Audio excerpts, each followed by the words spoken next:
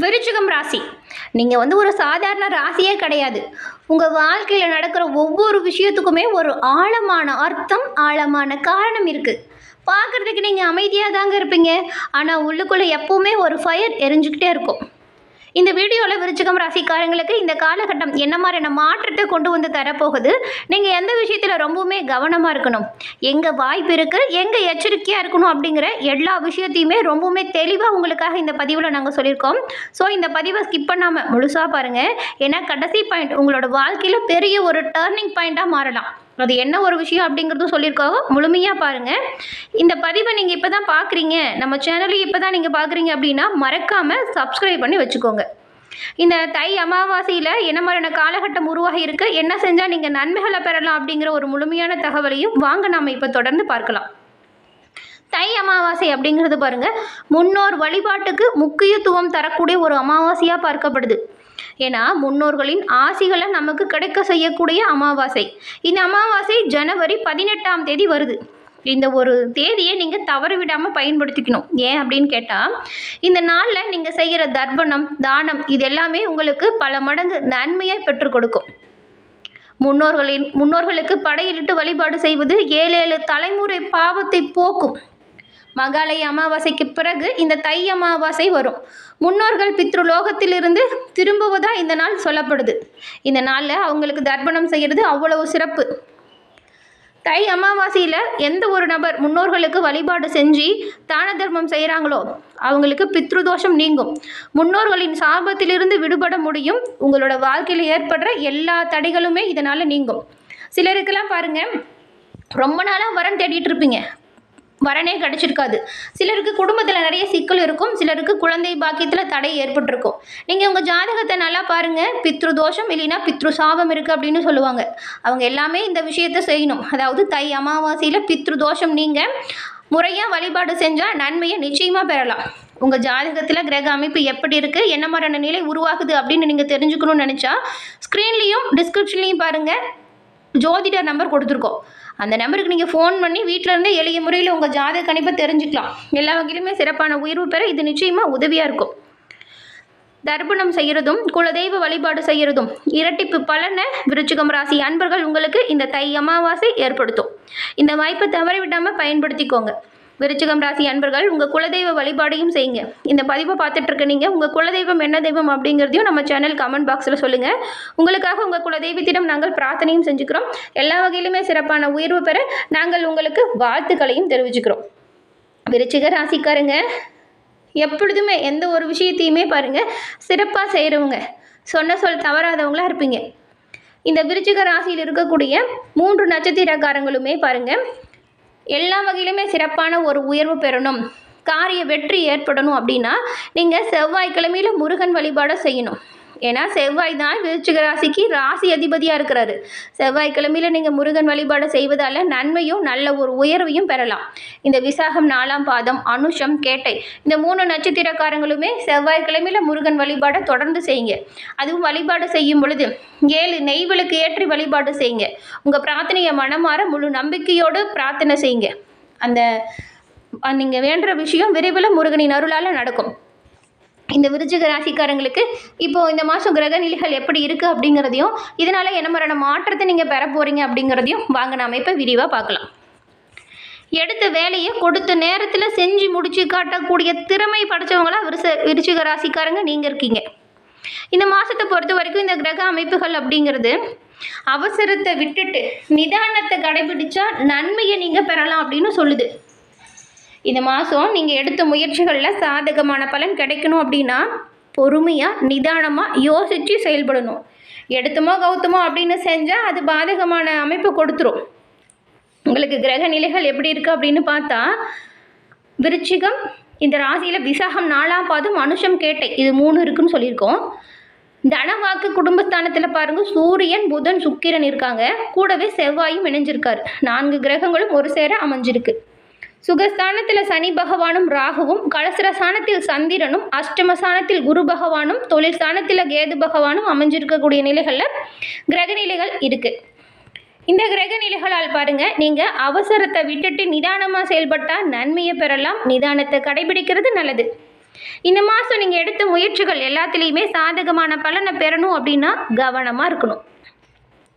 பண வரத்து பாருங்கள், அதிகரிக்கக்கூடிய யோகம் இருக்கிறதுனால பண விஷயத்தில் எச்சரிக்கையாக இருக்கணும். மற்றவங்க செய்ய தயங்குற வேலையை கூட நீங்கள் சிறப்பாக செஞ்சு முடித்து பாராட்டும் பெறுவீங்க. நீங்கள் நினச்சபடி உங்களோட செயல்களில் சிறப்பாக செய்து காரிய வெற்றியும் பெறுவீங்க. இந்த மாதம் உங்கள் நண்பர்கள் மூலம் பாருங்கள், தக்க சமயத்தில் உங்களுக்கு தேவையான உதவியுமே கிடைக்கும். ஆன்மீக பணிகளில் கொஞ்சம் நாட்டம் அதிகரிக்கும். குடும்பத்தோட குலதெய்வ வழிபாடு செய்யுங்க, அது ரொம்பவுமே நல்ல பலன்களை ஏற்படுத்தும். உங்களோட வாழ்க்கையில் இருக்கிற தடை தாமதம் இது எல்லாமே விலக குலதெய்வ வழிபாடு ரொம்பவுமே நல்லது. விரும்பிய பொருட்களை வாங்கி மகிழ்ச்சி அடையவும் போகிறீங்க. திருமண முயற்சிகள்லையுமே சாதகமான பலனை பெறுவீங்க. ரொம்ப நாளாக தடைப்பட்டு இருந்த திருமண விஷயம் இப்போ நல்லபடியாக நடக்கும். நம்மளோட முன்னோர்களை தான் பெரும்பாலும் நம்ம குலதெய்வமாக வழிபடுறோம். குலதெய்வ வழிபாடு கோடி நன்மையை கொடுக்கும், அதை தவறாமல் செய்யுங்க. தடைகள் நீங்கி திருமண பாக்கியம் விரைவில் வரும். குழந்தை பாக்கியம் கிடைக்கவும் நீங்கள் குலதெய்வத்தை மனமாற பிரார்த்தனை செய்யுங்க. தொழில் வியாபாரத்தை பொறுத்த வரைக்கும் கடந்த காலத்தில் நிறைய பிரச்சனைகளையும் இன்னல்களையும் நீங்கள் சந்திச்சுட்டு வந்திருப்பீங்க. இடையூறுகளையுமே பார்த்துருப்பீங்க. இடையூறு செஞ்சவங்க தானாக உங்களை விட்டு விலக போகிறாங்க. வியாபார வளர்ச்சி பற்றின சிந்தனை இப்போ உங்களுக்கு அதிகரிக்கும். என்ன செய்யலாம், எப்படி செய்யலாம் அப்படிங்கிற ஒரு எண்ணம் அதிகரிக்கும். அதே போல் தொழில் வியாபாரத்தை வேறு இடத்துக்கு மாற்றலாமா அப்படிங்கிற எண்ணமும் வரும். அதுக்கான நிதி உதவி கூட கிடைக்கும். உத்தியோகத்தில் இருக்கிறவங்களுக்கு பாருங்கள், இந்த மாதம் முன்னேற்றமான பலன் ஒன்று வருதுங்க. அது எப்படின்னா, உங்களுக்கு கொடுத்த பணியை நீங்கள் சிறப்பாக செஞ்சாலே போதும், நன்மையை பெறலாம். புதிய வேலை பற்றின சிந்தனை கொஞ்சம் இப்போ அதிகரிக்கும். ஏற்கனவே வேலையில் இருக்கிறவங்களுக்கு சம்பள உயர்வு, பதவி உயர்வு இது போன்ற நல்ல விஷயம் இந்த மாதம் கிடைக்கும். உங்கள் குடும்பத்திலையுமே பாருங்கள், இந்த சம்பள உயர்வு, பதவி உயர்வால் மகிழ்ச்சியான சூழல் உருவாகும். குடும்ப உறவுகளை பொறுத்த வரைக்கும் விட்டு கொடுத்தும் அனுசரிச்சும் போகிறது நல்லது.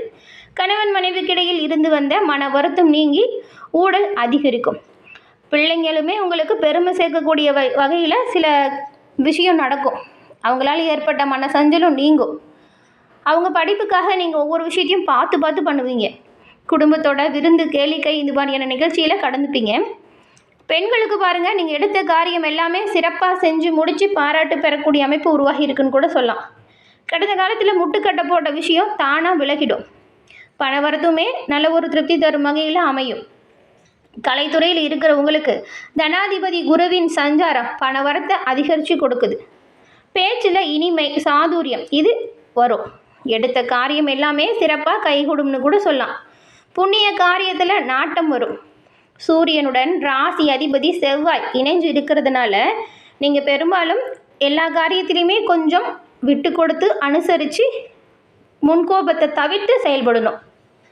நிதானமாக இருக்கணும், கவனமாக எச்சரிக்கையாக செயல்படணும். இதை நினைவில் வச்சுக்கோங்க. அரசியல் துறையில் இருக்கிற உங்களுக்கு பூர்வீக சொத்தால் வர வேண்டிய லாபம் கொஞ்சம் தாமதப்படலாம். எதிர்பார்த்த காரியம் நல்லபடியாக முடியணும் அப்படின்னு நீங்கள் நினச்சா அதுக்கு கொஞ்சம் கஷ்டப்பட்டு உழைக்கிற மாதிரி இருக்கும். புதிய ஒப்பந்தம் வர்றதுக்கு கொஞ்சம் தாமதப்படும். வீண் அலைச்சல் வரலாம். மேல் மட்டத்தில் இருக்கிறவங்க உங்களோட ஆலோசனையை செய்யாமல் தாமதப்படுத்தலாம். இது கொஞ்சம் உங்களுக்கு மன வருத்தத்தை கொடுக்கும். இந்த விஷயத்தில் எச்சரிக்கையாக இருங்க. மாணவர்களுக்கு கல்வியில் முன்னேற்றம் வரணும் அப்படின்னா நீங்கள் எடுக்கிற முயற்சிகள் எல்லாமே பாருங்கள், இப்போ கைகூடும் யோகம் இருக்குது. எதிர்கால கல்வி பற்றின சிந்தனையும் கொஞ்சம் அதிகரிக்குது. கவனமாக படித்தா நல்ல மதிப்பெண்ணை பெறலாம். விசாகம் 4ஆம் பாதம் கொண்ட உங்களுக்கு இந்த மாதம் உங்கள் மேலே முழு நம்பிக்கை வச்சு உங்கள் வேலையை நீங்களாக செய்யுங்க. எவ்வளவு கஷ்டம் வந்தாலும் சரி, உங்களுக்கு கொடுக்கப்பட்ட வேலையை நீங்களாக செய்கிறது நல்லது.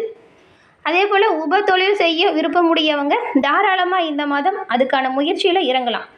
உத்தியோகத்தில் இருக்கிறவங்க கொஞ்சம் தேவையில்லாமல் அலையிற மாதிரி இருக்கும், கவனமாக செயல்படுங்க. அனுசம் நட்சத்திரக்காரங்களுக்கு இந்த மாதம் எடுத்த காரியத்தை செய்து முடிக்கிறதுக்குள்ளே பல தடைகளை சந்திக்கிற மாதிரியான சூழல் இருக்குது. வேலை இல்லாதவங்க உங்கள் தகுதிக்கும் திறமைக்கும் ஏற்ற வேலைக்கான வாய்ப்பு ஒன்று கிடைக்கும், அதை பயன்படுத்திக்கோங்க.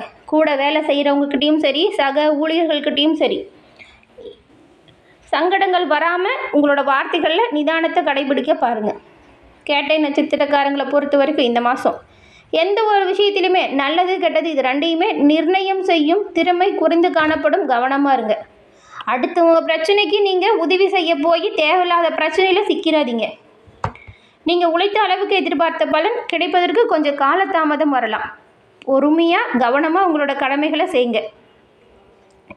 எல்லா வகையிலுமே நன்மை வந்து சேர எச்சரிக்கையாக இருந்தாலே போதும். இந்த மாதம் நன்மைகள் அதிகரிக்கவும் தீமைகள் உங்களை விட்டு விலகவும் பரிகாரமாக இதை பண்ணுங்கள். நீங்கள் முருகப்பெருமான செவ்வாய்க்கிழமையில் வழிபாடு செய்யுங்க. உங்கள் வீட்டுக்கு அருகில் எந்த ஒரு முருகன் ஆலயம் இருந்தாலும் சரி, செவ்வாய்க்கிழமையில் செவ்வரளை மாலை சாற்றி வழிபாடு செய்யுங்க. நன்மைகள் வந்து சேரும். எல்லா துன்பங்களும் உங்களை விட்டு நீங்கும். இன்பம் அதிகரிக்கும்.